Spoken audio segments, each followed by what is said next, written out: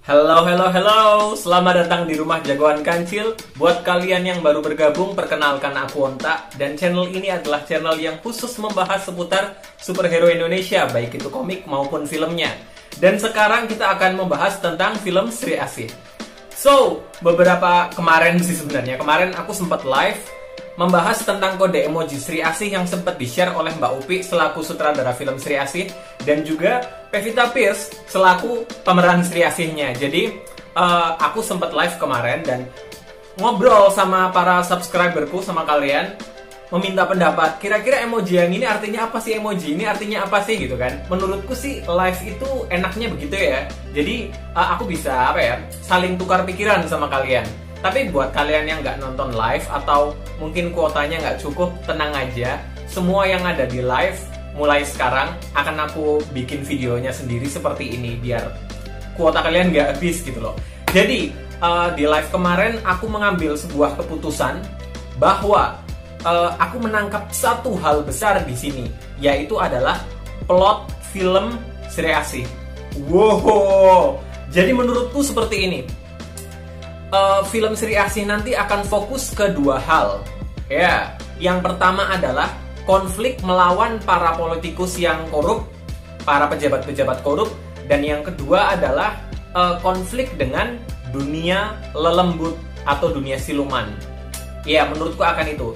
Jadi menurutku seperti ini kalau berdasarkan emoji yang di-share oleh Mbak Upi dan Mbak Pevita kan ya.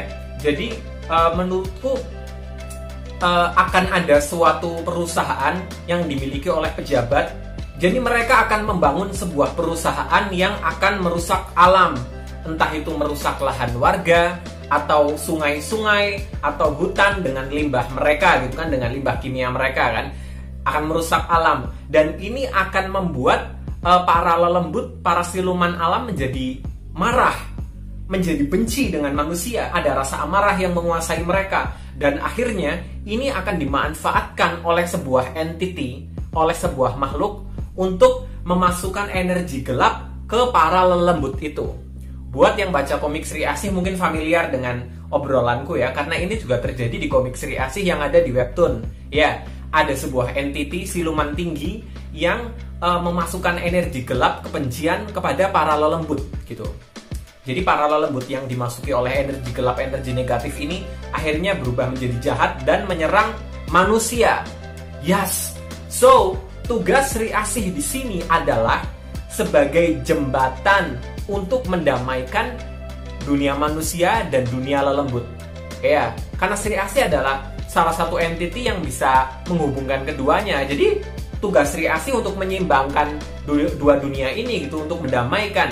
Nah, caranya adalah ya mengalahkan para lelembut yang dikuasai oleh energi gelap, lalu memurnikan mereka. Mungkin itu tugas awal-awalnya, lalu Sri Asih akan mulai sadar ada sesuatu ini, ada masalahnya ini, sumbernya di sini nih. Akhirnya dia bakalan tahu kalau sumbernya adalah kerusakan alam yang dibuat oleh para mafia, para pejabat korup itu. Dan Sri Asih akan mulai melawan mereka. Dan mungkin para mafia itu memiliki beberapa bodyguard yang cukup sulit untuk dikalahkan, dan mungkin disinilah peran Ganindra Bimo atau mungkin Jeffrey Nicole juga akan masuk ke ceritanya. Dan kalau menurutku sih akan ada beberapa twist ya, karena di sini Jeffrey Nicole perannya kita masih belum tahu kan. Sembrani. Jadi kita masih belum tahu kan dia di sini awalnya bakalan jadi kayak gimana gitu kan. Tapi aku cukup yakin kalau dia akan menjadi Sembrani. Gini. Menurutku dia nggak akan jadi Sembrani dulu gitu.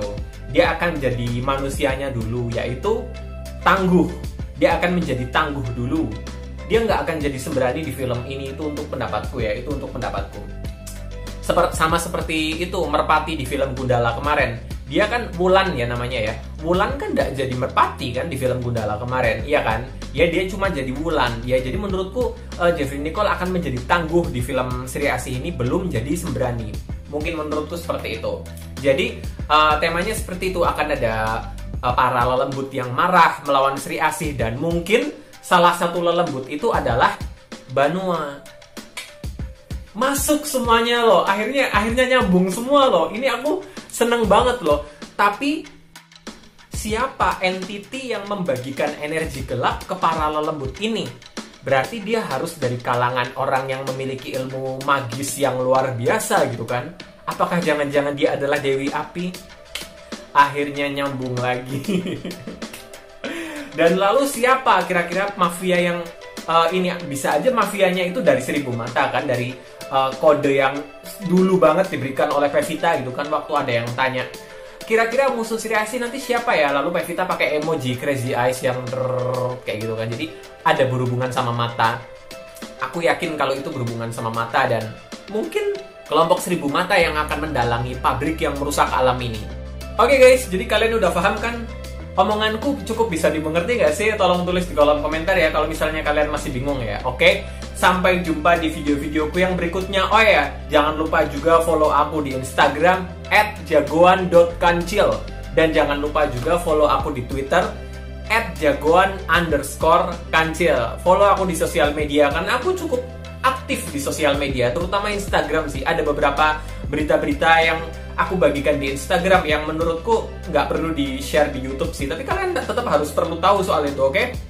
Buat kalian yang suka dengan konten seputar superhero Indonesia seperti ini, jangan lupa klik subscribe ke channelku, share juga dong ke sosial media kalian biar makin banyak gitu kan yang tahu tentang channel ini, biar aku semakin semangat jadi bikin video-video terus gitu kan kalau makin banyak subscribernya. Oke, sampai jumpa di video-videoku yang berikutnya.